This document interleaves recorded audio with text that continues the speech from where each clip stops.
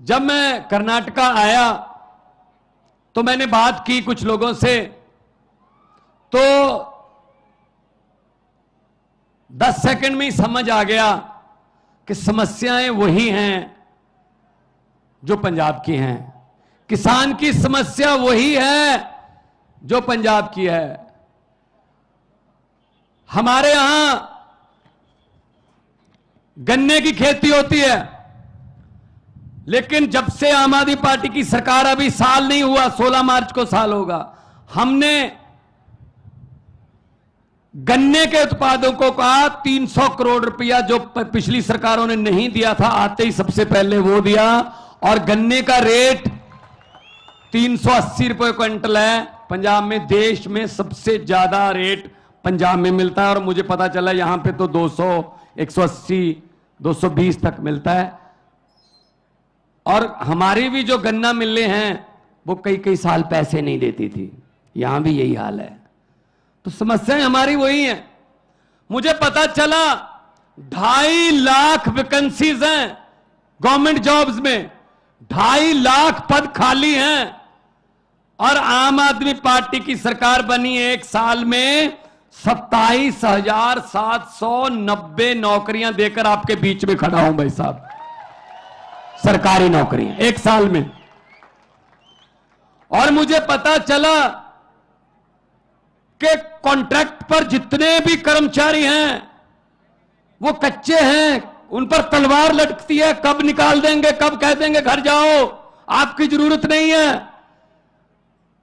और पंजाब सरकार ने 14,000 पहले किए, अभी हमारा बजट का सेशन आ रहा है, उसमें भी मता आ रहा है 14,000 अब करेंगे। 28,000 कॉन्ट्रैक्ट वाले जो मुलाजिम थे कच्चे, उनको पक्के करके आपके बीच में खड़ा हूं भाई साहब। कोई हवा में बातें नहीं करते, हम हवा में बातें नहीं करते। यहां भी वही मुद्दा है, OPS, old pension scheme. Old pension scheme में क्या था, सरकारी कर्मचारी दफ्तर में काम करता था, जॉब करता था, तो उसकी तनख्वाह में से पैसे करते थे जीपीएफ के, ईपीएफ के। जब वो रिटायर हो जाता था तब उसको इकट्ठे पैसे मिल जाते थे, वो अपना घर बना लेता था, अपने बेटे बेटियों का किसी का भी कोई गिफ्ट दे देता था, तो उसकी जिंदगी आराम से निकलती थी। अब क्या कर रहे हैं भाई साहब, अब भाई साहब का फरमान आ गया दिल्ली से, इनके पैसे काट तो लो लेकिन इनको मत दो, शेयर मार्केट में लगा दो, वहां से नीरव मोदी, विजय माल्या, ये अडानी सब ले जाएंगे। और जब तक आप रिटायर होंगे आपको कहा जाएगा बहुत बहुत धन्यवाद, आपने बहुत अच्छी सरकारी नौकरी की, पेंशन तो आपकी नीरव मोदी ले गया और अंडानी ले गया।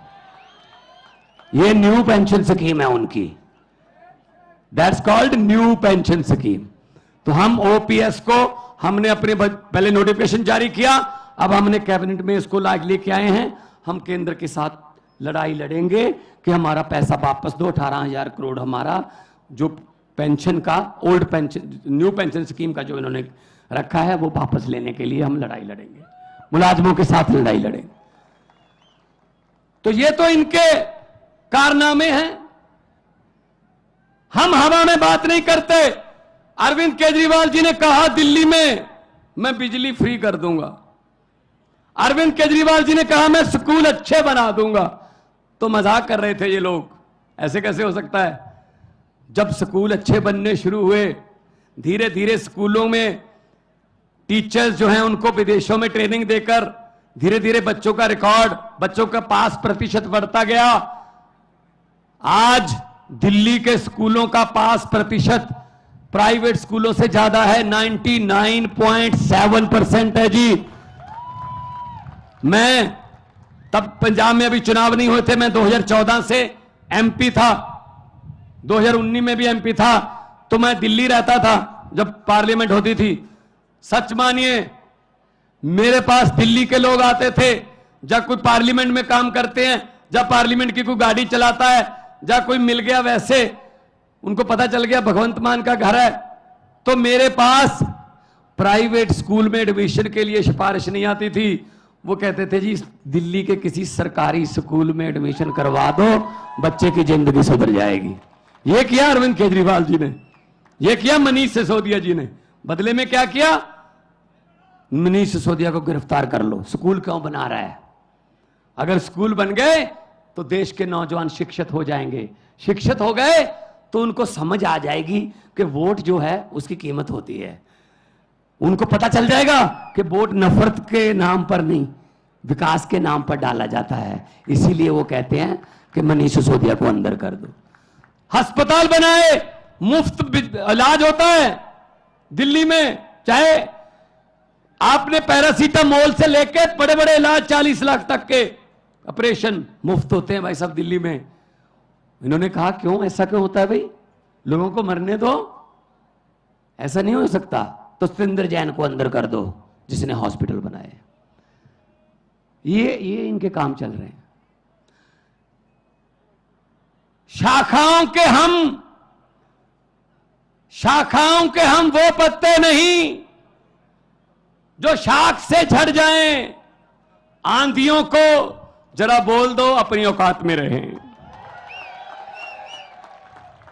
ऐसे हम पर ईडी सीबीआई ये डालकर आप डरा नहीं सकते हमें, आप डरा नहीं सकते हमें।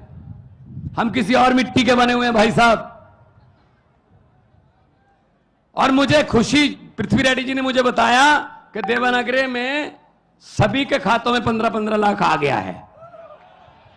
आया नहीं? आप तो कह रहे थे आ गया सर, हमारे भी नहीं आया जी। 15 लाख की बात छोड़ दो, जो हमारे घर में 2-4 हजार रुपया पड़ा था इमरजेंसी के लिए, नोटबंदी करके वो भी निकलवा के ले गए भाई साहब। ये चल रहा है, अब ये चल रहा है। तो इसलिए हम आए हैं आपके पास। अगर आम आदमी पार्टी को मौका मिलेगा, आम आदमी को मौका मिलेगा। जैसे पंजाब में हमने आते ही करप्शन के लिए, रिश्वत खोरी के खिलाफ एक हेल्पलाइन नंबर जारी किया।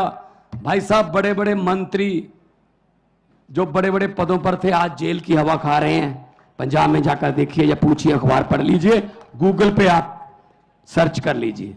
एक मंत्री ऐसा आया है हमारे पास जो कांग्रेस के समय मंत्री था, इंडस्ट्री मिनिस्टर था, उसके घर पे छापा मारा।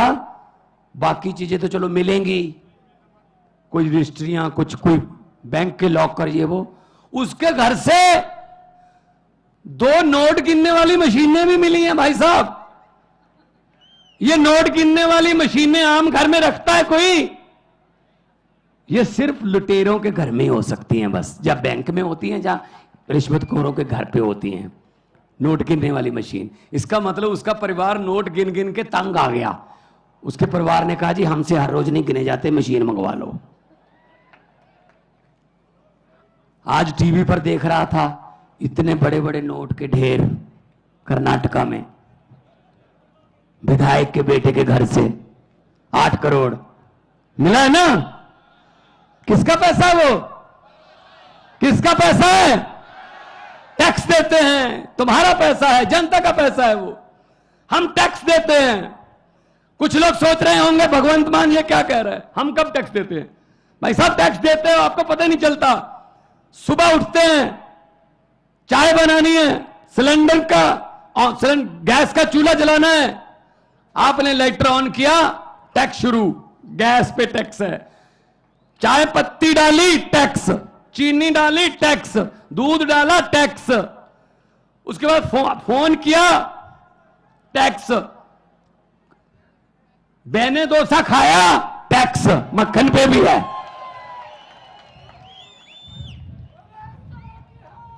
अब तो छाछ पे भी टैक्स है, आटे पे भी टैक्स है। बाजार गए, मोटरसाइकिल लेके गए, डीजल पेट्रोल टैक्स, सब्जी लाए टैक्स, शाम को डिनर करके सोचते हो सोने से पहले शुक्र है अब कोई टैक्स नहीं है। नहीं नहीं, गलतफहमी में हो, ऊपर पंखा चल रहा है, टैक्स। भाई साहब हम तो सोते हुए भी टैक्स दे रहे हैं, जब हम सो रहे हैं तब भी टैक्स दे रहे हैं। तो इनके बेटों के घर से 8-8 करोड़ के पैसे मिलते हैं। 8 करोड़ तो वैसे एक छोटी सी झांकी है। तो ये चीजें खत्म करनी है। तो सफाई करनी पड़ेगी। और सफाई के लिए कौन सा यंत्र यूज होता है? झाड़ू। झाड़ू चलेगा। इन भ्रष्टाचारियों को मैं कहना चाहता हूं कि जितने मर्जी इकट्ठे कर लो पैसे, हीरे, मोती, मगर ख्याल इतना रहे कफन पे जेब नहीं होती। सब कुछ यही रह जाता है भाई साहब। गरीब की बद्दुआ मत लो। गरीब की बद्दुआ परमात्मा की दरगाह एक ही बात है, सीधी बात है। तो ये चल रहा है हमारे देश में। और वो आते हैं तरह तरह की बातें सुना के चले जाते हैं, तरह तरह की बातें। एक गांव था, वहां पे भैंसें चोरी होने लगी। गांव में अचानक से दूध देने वाली भैंसें किसानों की चोरी होने लगी। कभी एक भैंस चोरी होगी रात को, एक दिन 2 भैंसें चोरी हो गई, 3 भैंसें चोरी हो गई रातों रात। तो गांव वाले, एक साधु संत था, गांव में रहता था बाहर, उसके पास गए, संत जी हमारी तो भैंसें चोरी होने लगी हैं, कोई उपाय बताइए, बताइए क्या करें, कौन चोरी कर रहा है। तो संत महात्मा ने कहा एक चद्दर ओढ़ लेना ऊपर, चारों कोने पकड़ के 4 आदमी खड़े हो जाना और पूरे गांव को चद्दर के नीचे से ऐसे बोल देना कि वो नीचे से चले जाएं, गुजर जाएं नीचे से। तो जिसने भैंस चोरी की होगी वो जैसे ही चद्दर के नीचे से गुजरेगा वो मर जाएगा। भाई साहब अनाउंसमेंट कर दी, चद्दर ओढ़कर 4 आदमी खड़े हो गए। सारा गांव चद्दर के नीचे से जा रहा है, जा रहा है, जा रहा है, पूरा गांव निकल गया चद्दर के नीचे से, कोई नहीं मरा। तो साधु संत से पूछा सर मरा ही नहीं कोई। तो साधु ने कहा जो चोरी करते हैं उनको तो चद्दर पकड़ा रखी थी, मरेगा कैसे, वो तो निकले नहीं चद्दर के नीचे से। तो भाई साहब चोरों को तो चद्दर पकड़ा रखी है देश की, और चोर ढूंढ रहे हैं अपने आप में से हम। ये बीजेपी, कांग्रेस, जेडीएस, ये सब चोर हैं, सब चोर हैं। ये इनको निकालो बाहर, इनको जनतंत्र से इनको निकालो बाहर। एक दुकान में चोरी हो गई, कोई दुकान थी छोटी सी कोई पंसारी की, चोरी हो गई। तो अगले दिन गांव के लोगों को पता चला चोरी हो गई। उस गांव में जो दुकानदार है उसके पास अफसोस करने के लिए आने लगे। ऐसे ही उसने रेवड़ी वेवड़ी रखी हुई थी, वो जनवरी के दिन थे, तो जो भी आता था ऐसे रेवड़ी उठाई 10-15, 2-4 मुंह में डाल के बोले यार बहुत अफसोस हुआ, कितने मुझे पता चला चोरी हो गई। कहते हाँ जी चोरी हो गई। 1 आया, 2 आए, 10 आए, 15 आए। दोपहर के बाद सरपंच भी, गांव का जो प्रधान है, उसने भी कहा मैं भी जाके आता हूं। उसने भी ऐसी रेवड़ी उठाई, 2-4 मुंह में डालकर बोले यार बहुत बुरा हुआ, चोरी हो गई। कितने का नुकसान हो गया होगा? वो दुकानदार बोला जी सरपंच साहब अभी तो नुकसान चल रहा है, जो भी आता है रेवड़ी खा के पूछ लेता कितने का नुकसान हो गया। जब पूरा गांव अफसोस कर गया उसके बाद हिसाब लगाएंगे कितने की चोरी हो गई है। तो अब कैसे बता दें इस करप्शन से, भ्रष्टाचार से कितने का नुकसान हुआ? अभी तो नुकसान चल रहा है देश का। ये तो आम आदमी पार्टी की सरकार आएगी, अरविंद केजरीवाल जी प्रधानमंत्री बनेंगे, तब हिसाब लगाया जाएगा कि कितने की चोरी हो गई है और कितना भ्रष्टाचार हो गया है। ऐसे हिसाब नहीं लगेगा इसका हिसाब लगाने वाला चाहिए, और चाहिए भी IRS ऑफिसर, इनकम टैक्स के कमिश्नर रहे हैं, इनको सब पता है पैसा कहां से आता है और कहां जाता है। ये निकाल लेते हैं, जो पैसा छुपाना जानता है ना, तो इनकम टैक्स वाले निकलवाना भी जानते हैं कि कहां से निकलता है। तो मैं आपको यही बेनती करूंगा कि आप लोग इकट्ठे हो जाइए। जब लोग इकट्ठे हो जाते हैं, तो जब लोगों की आंधी तूफान बन जाता है, तो बड़े बड़े पेड़ जड़ से उखड़ के जो है उखाड़ के दो फेंक देते हैं, जैसे पंजाब में फेंके हैं। हम आपके साथ हैं। शहीदों की धरती, भगत सिंह और सुखदेव, और मैं उधम सिंह, करतार सिंह सराभा की धरती से आया हूं।